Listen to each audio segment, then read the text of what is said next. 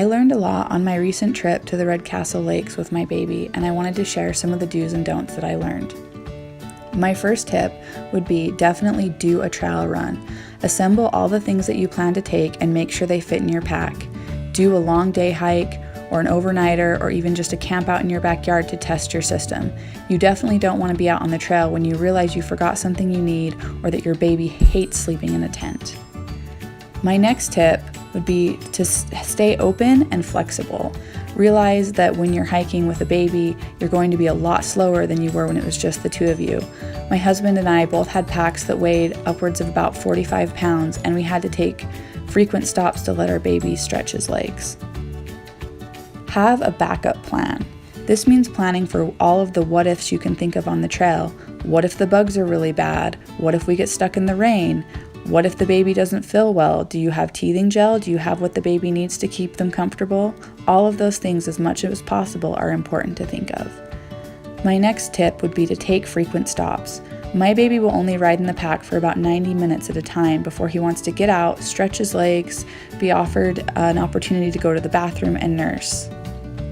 This meant that it took us a lot longer to get where we were going, but that was kind of what made it enjoyable.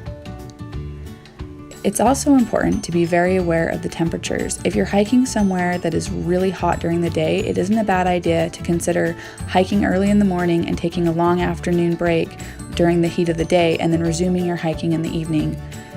Also, if it's really cold, you want to remember that even though you're moving and hiking and warm, your baby is still in the pack, and so they are going to need another layer than what you need to feel comfortable. It's also really important and actually kind of challenging to stay hydrated. I thought I was staying hydrated and drank really frequently, but still found myself getting dehydrated. And so in the future, I think I will bring some electrolyte powder that I can add to my water.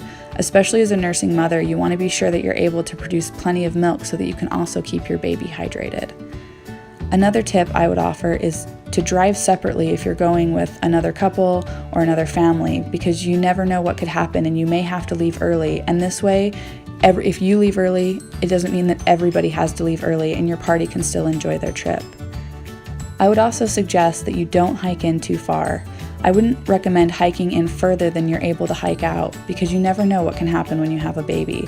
There may be illness, injury, horrible weather, and you need to be able to get out of there if you need to for safety reasons. Also, with all of this, remember the reasons why you're doing it. It is a lot of extra work and planning, but the whole reason that we take our kids out in nature is because we want to foster that love that we have for nature and hand it down to them. And if you can remember to do this, it can be a really wonderful experience to backpack with your baby.